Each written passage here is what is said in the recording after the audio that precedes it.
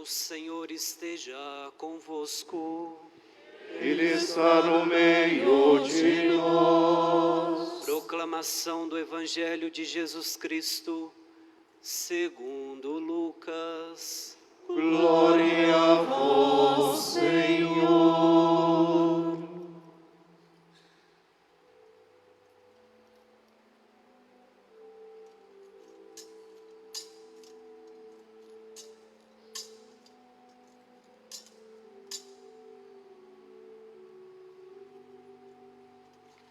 Naquele tempo, Jesus veio à cidade de Nazaré, onde se tinha criado.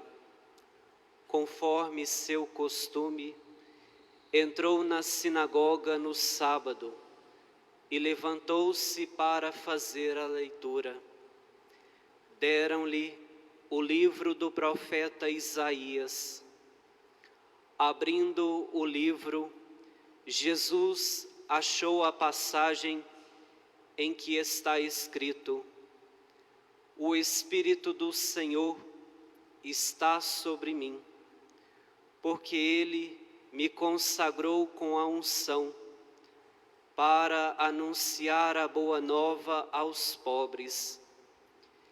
Enviou-me para proclamar a libertação aos cativos e aos cegos a recuperação da vista, para libertar os oprimidos e para proclamar um ano da graça do Senhor. Depois fechou o livro, entregou-o ao ajudante e sentou-se. Todos os que estavam na sinagoga tinham os olhos fixos nele. Então começou a dizer-lhes: Hoje se cumpriu esta passagem da Escritura que acabastes de ouvir. Palavra da salvação. Glória a vós, Senhor. Tu és o Cristo, tu és o Cristo, louvor e glória a ti, Senhor Jesus.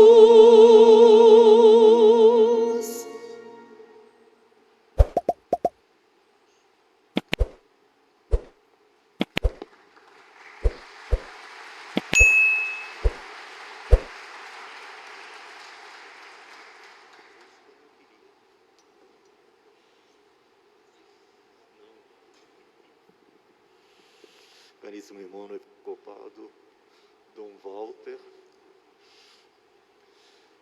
caríssimos sacerdotes, eu sempre, quando me dirijo aos padres, eu os chamo, conforme nomenclatura da igreja, chamo de presbíteros, os presbíteros. Mas hoje é o dia em que Jesus Cristo instituiu o sacerdócio ministerial, instituiu o novo sacerdócio. Por isso, eu saúdo a todos carinhosamente e dou meus parabéns a todos aqueles que um dia se prostraram no chão de uma igreja, de uma catedral e se entregaram a serviço do Senhor. Meus parabéns, que Deus os abençoe e que vocês possam, então, como graça desta nossa celebração, viver a riqueza, a beleza e a grandeza do mistério pascal que a cada dia celebramos. Caríssimos diáconos, seminaristas aqui presentes, os postulantes franciscanos que nós temos também aqui presentes, também os fiéis e as pessoas especialmente consagradas a Deus, as leigas seculares, as seculares, né, consagradas. Permito-me, eu leio a homilia porque já é hábito meu sempre escrever a homilia da Quinta-feira Santa, da Missa da Unidade. todo o clero se apresenta em torno do altar da nossa Igreja Catedral de Uberlândia, como grande símbolo de comunhão na mesma fé, esperança e caridade, como ícone da requerida unidade da família presbiteral, com os diáconos a serviço de toda a nossa igreja particular. Hoje, quinta-feira santa, recordamos a última ceia do Senhor Jesus no cenáculo, quando deu a pobres homens, uma vez vocacionados e consagrados, o poder de celebrar o memorial de nossa redenção. Todo padre, enquanto sacerdote, sente um verdadeiro tropismo, que à maneira de uma planta se dirige para a luz. O sol para nós é o altar. Esse seduz continuamente o nosso coração sacerdotal, pois nossa vida centra-se nele, Jesus Cristo, a verdadeira ara do sacrifício incruento e mesa da Santa Ceia, para o sagrado banquete no qual se recebe Cristo e replena-se a alma de graça e se nos dá o penhor da futura glória. O altar é a fonte e o ápice de nosso serviço pastoral, centro vital para o qual se dirigem todas as nossas ações a serviço do novo povo de Deus, ao qual acorremos todos, fiéis e pastores, para saciarmos nossa sede de vida plena e de eternidade. E uma vez que Jesus Eucarístico é recolhido no tabernáculo, como tenda do Santo, Santo, Santo, temos a grande oportunidade de visitá-lo, para manter fecundo diálogo e fraterno convívio.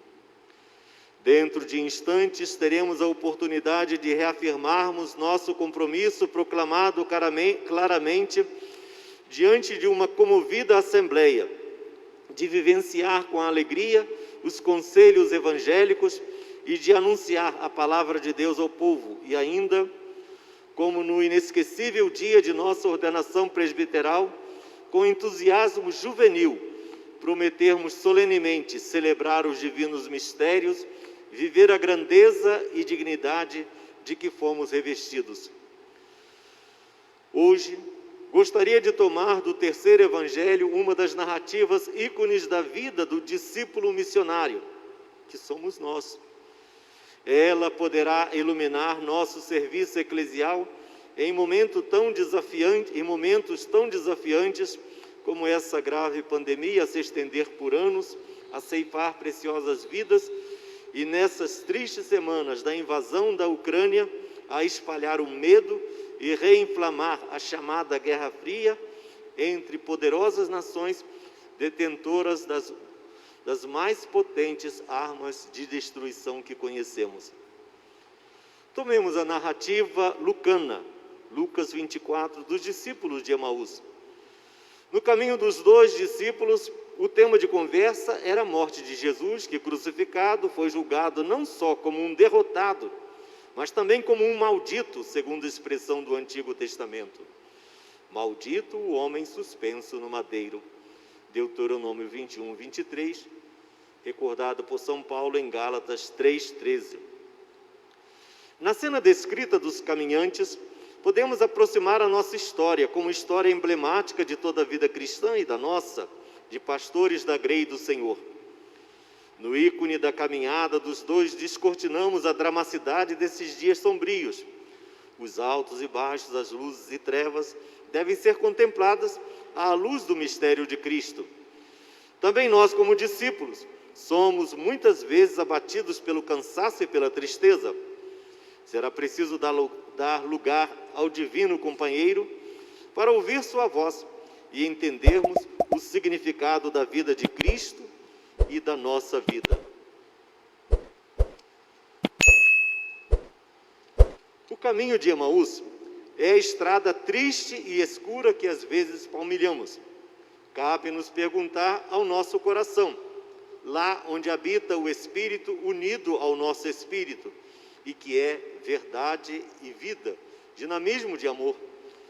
Como foram os meus passos nesses meses? Lentos ou rápidos? De uma estressante, incessante movimentação repleta de terríveis vazios? Como enfrentamos nossas angústias, dificuldades, doenças, medo? No caminho demos espaços ao caminho, isto é, a Cristo? Como estão os nossos ombros, caídos sob o peso de nossas derrotas, de nossos pecados, de nossa falta de esperança, quando Cristo, nossa esperança, deseja ardentemente partilhar de nossa história e ser o nosso Cirineu? Como se encontram as nossas mãos, dispostas aos abraços e bênçãos, ao socorro dos famintos e aflitos?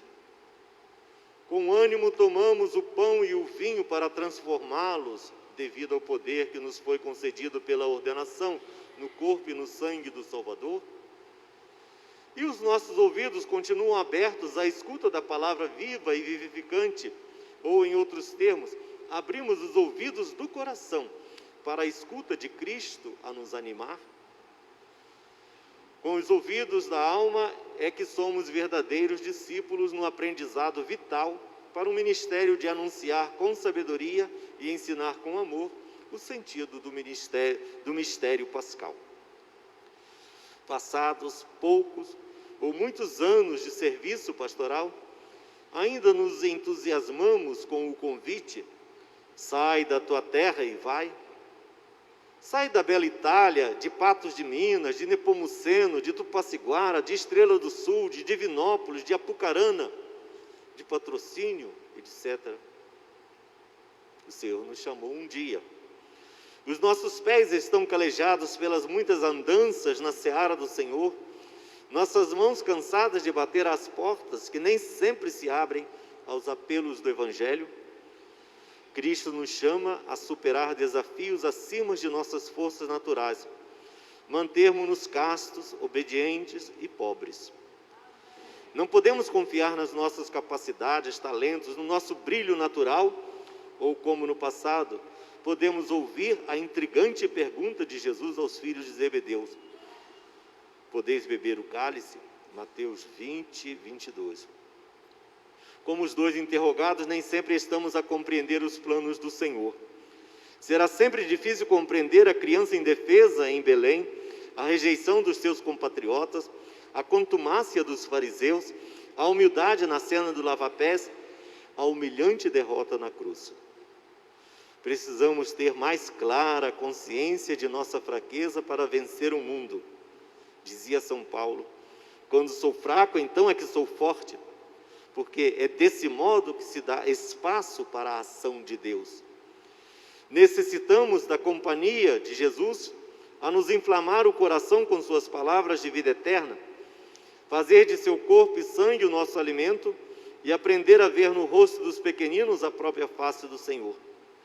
E se tantas vezes caímos sob o peso de nossa fraqueza, se espinho nos aguilhou a carne, lembremo-nos, é Ele, só Ele a nossa força.